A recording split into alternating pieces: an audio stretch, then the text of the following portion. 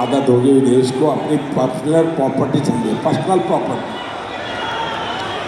आपने न्यूज में देखा होगा, कांग्रेस के शहजादे वायनाड से भागकर चुनाव लड़ने रायबरेली गए और वो सबको कहते घूम रहे हैं ये मेरी मम्मी की सीट है।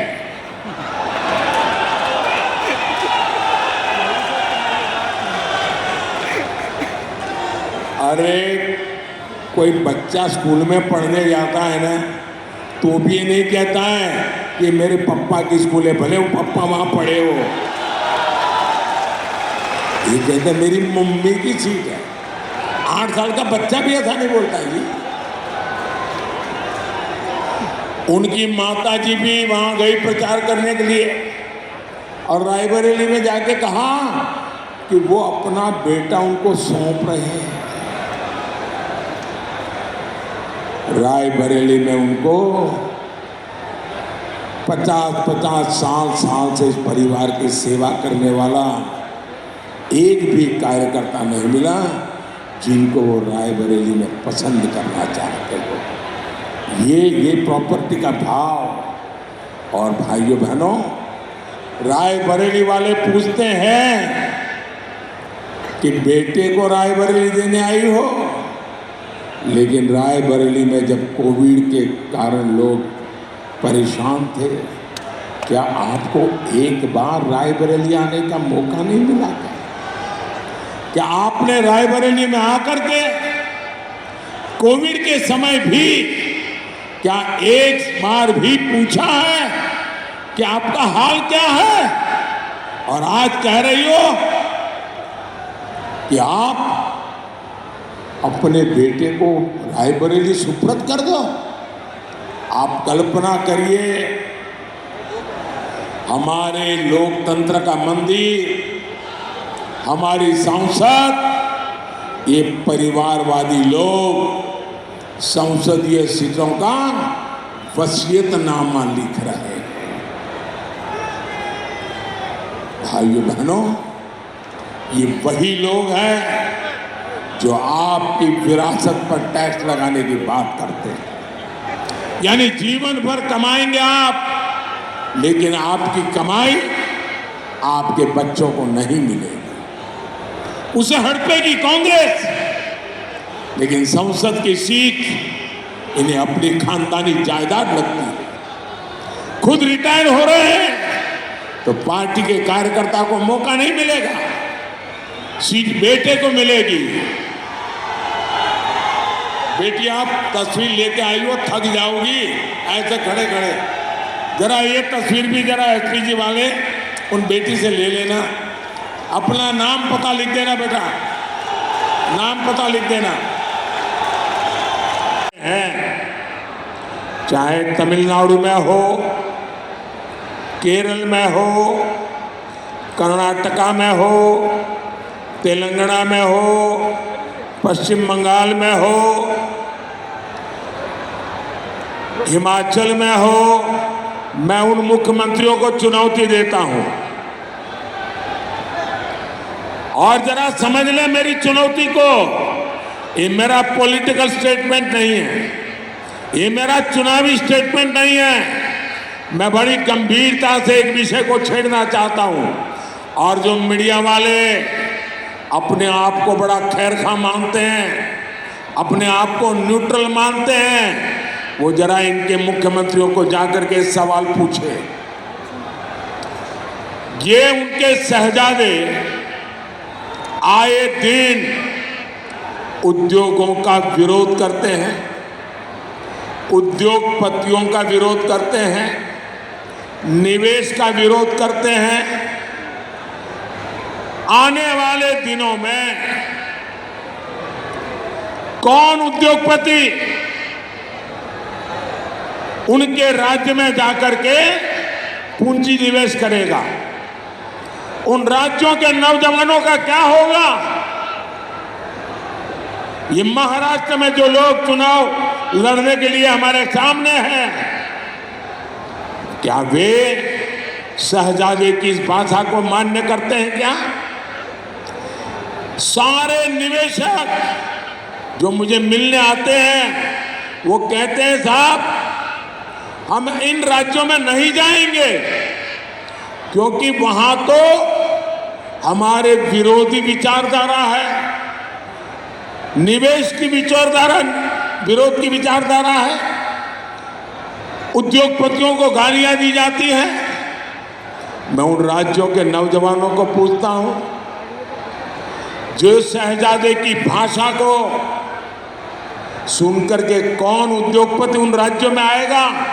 वो 50 बार सोचेगा कि शहजादे की ये नीतियां हैं तो उनके मुख्यमंत्री भी वैसा ही करेंगे, हमारा उद्योग पैसे तो लग जाएंगे, बर्बाद हो जाएगा।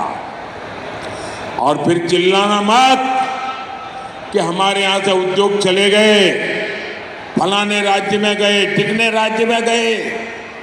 ये आपके शहजादे की भाषा के कारण आज दुनिया से इतने उद्योगकार आ रहे हैं, आपके राज्य में आने को कोई तैयार नहीं है।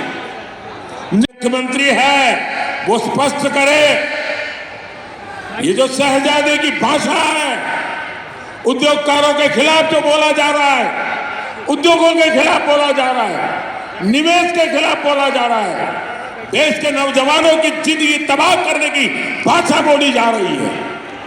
क्या ये सारे मुख्यमंत्री उससे सहमत है कि विरोध में? कोई निवेशक उनके यहां नहीं आएगा और फिर दूसरे राज्यों में चले जाएंगे और आप रोते बैठोगे और आपके राज्य के नौजवानों को पलायन करके उन राज्यों में जाना पड़ेगा जहां उद्योग लग रहे हैं। भाइयों बहनों, ये कांग्रेस की भाषा, ये शहजादे की भाषा पूरी तरह नक्सली भाषा है, माओवादी भाषा है।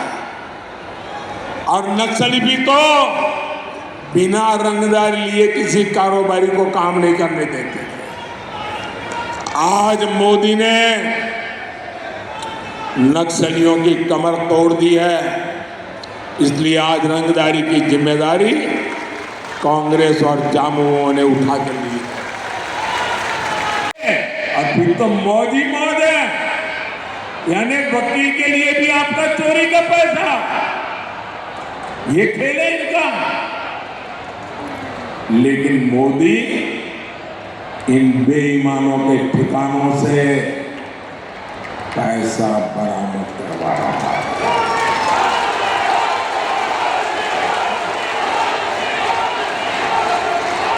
लेकिन मेरे झारखंड के भाई बहन, ये जो नोटों के पहाड़ में पकड़ रहा हूं ना, मैं आपको गारंटी देता हूं, मैं सरकार की तिजोरी में ले जाने के लिए नहीं कर रहा हूं। मैं ये खोजूंगा ये पैसे किसके थे, उसको उनको क्यों देना पड़ा, कैसे दिया था, और अगर ये पक्का हो जाएगा हाँ इन्हीं के पैसे हैं, ये सारे पहाड़ के रुपये ना मैं उन सब गरीबों को लौटा दूंगा। राष्ट्रीय सुरक्षा की बात होनी चाहिए कि नहीं होनी चाहिए? चुनाव में कृषि और वन उपज की बात होनी चाहिए कि नहीं होनी चाहिए?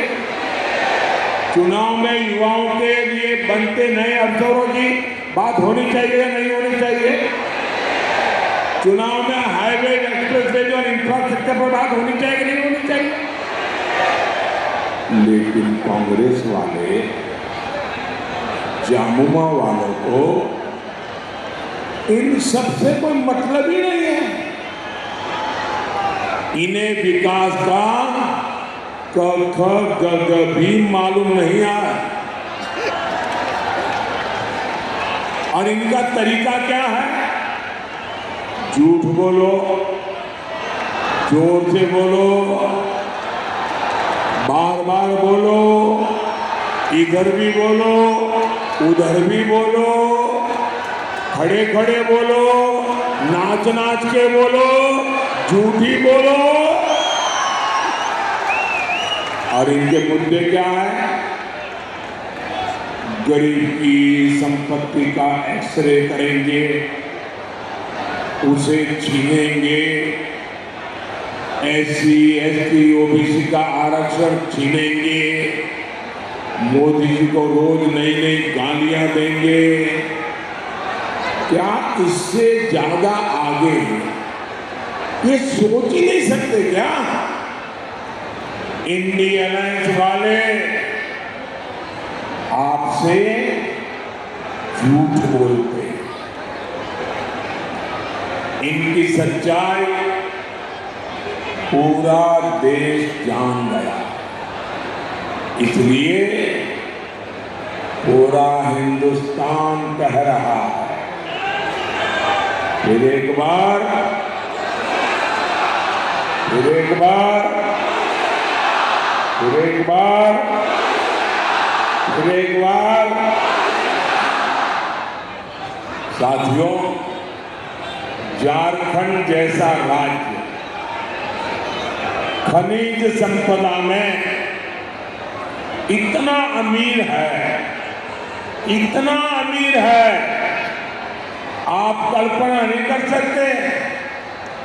लेकिन फिर भी यहां इतनी गरीबी क्यों है? दुर्भाग्य देखिए, आज झारखंड शब्द आपके कान पर पड़ेगा, झारखंड का नाम सुनते ही कौन सा दृश्य सामने आता है? एक ही दृश्य सामने आता है, नोटों के ढेर। झारखंड सुनते ही नोटों के पहाड़ देखने को मिलते हैं। याद करो हर पल, तो कौन झारखंड? अच्छा, वो नोटों के ढेर पकड़े गए थे, वो अफसर जेल में है, वो मुख्यमंत्री जेल में सड़ रहे हैं, वो भाइयों बहनों,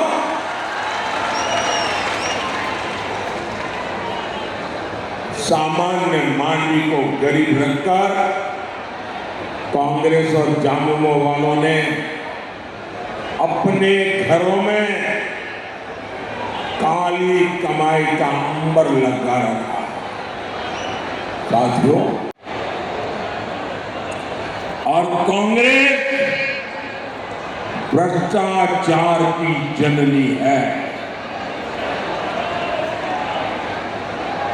कांग्रेस ने 2G घोटाला किया, कोयला घोटाला किया, अनगिनत घोटालों में कांग्रेस ने लूट के रिकॉर्ड बनाए। आप आरजेडी को देखिए, नौकरी के बदले गरीब से जो बेचारा 2 टाइम की रोटी के लिए नौकरी तलाशता, ऐसे गरीब की जमीन लिखवा ली, गरीब से जमीन छीन भी ली और बदलाव में नौकरी का वादा किया। झामुमो ने यही गुण, वही आदतें, वही चरित्र कांग्रेस से और आरजेडी से सीखा। झामुमो ने झारखंड में जमीन घोटाला किया और इन लोगों ने किसकी जमीनें हड़पी? हमारे गरीब आदिवासियों की जमीनें हड़पी, सेना की जमीन तक हड़पने की कोशिश की। सेना की जमीन हड़पना मतलब चोरी करने की आदत कितनी भयंकर होगी, इसका ये उदाहरण है। मैं आपसे पूछता हूं, इनके घरों से जो नोटों के पहाड़ बरामद हुए हैं, वो पैसे किसके हैं? वो पैसे किसके हैं? वो पैसे किसके हैं? वो पैसे किसके हैं? वो पैसा आपका है कि नहीं है? इसके मालिक आप है कि नहीं है? ये आपके बच्चों का हक का पैसा है नहीं है? ये आपका पैसा, भोले भाले मेरे आदिवासी भाई बहनों का पैसा। दलितों का, पिछड़ा का पैसा जो इन लोगों ने लूटा। आप मुझे बताइए, क्या ये लोग अपनी इस काली कमाई में से एक भी रुपया आपके बच्चों को देते क्या? जोतो कोगे जोहार। नमस्कार, मैं रैंकिनी की मिट्टी को प्रणाम करता हूं।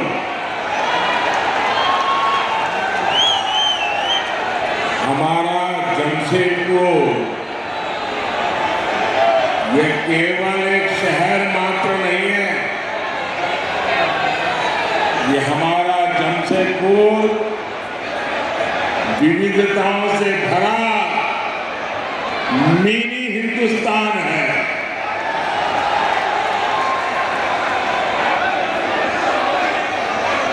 इसलिए जमशेदपुर का आशीर्वाद मिलना ऐसा लगता है जैसे पूरा देश आशीर्वाद दे रहा है।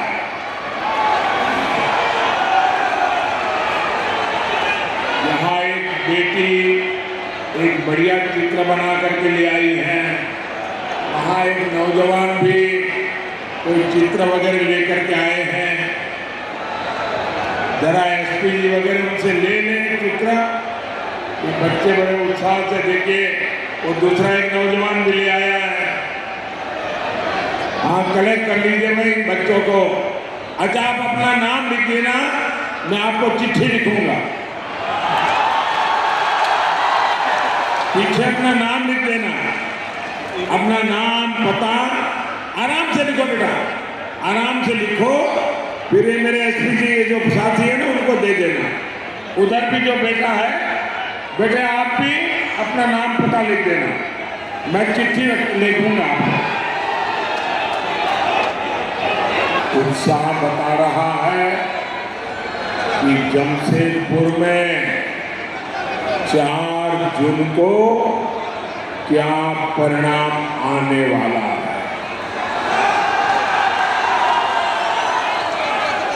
साथियों, मैं बहुत सालों तक भारतीय जनता पार्टी के संगठन का काम करता हूं, और कोई मुझे कहे कि चुनावी रैली है, सुबह 10-11 बजे रख लो, तो मैं हाथ जोड़ के कहता था नहीं जी, 11 बजे कौन आएगा, ऐसा करो 1 बजे 2 बजे रख लो। मैं जानता हूं 10-11 बजे इतनी बड़ी रैली करना लोहे के चने चबाने वाला काम होता है, लेकिन आज सुबह सुबह जमशेदपुर में इतनी बड़ी जनमेदनी, ये अपने आप में जन जागृति का एक नया पर्व मैं देख रहा हूं। मैं आपका बहुत बहुत आभारी हूं।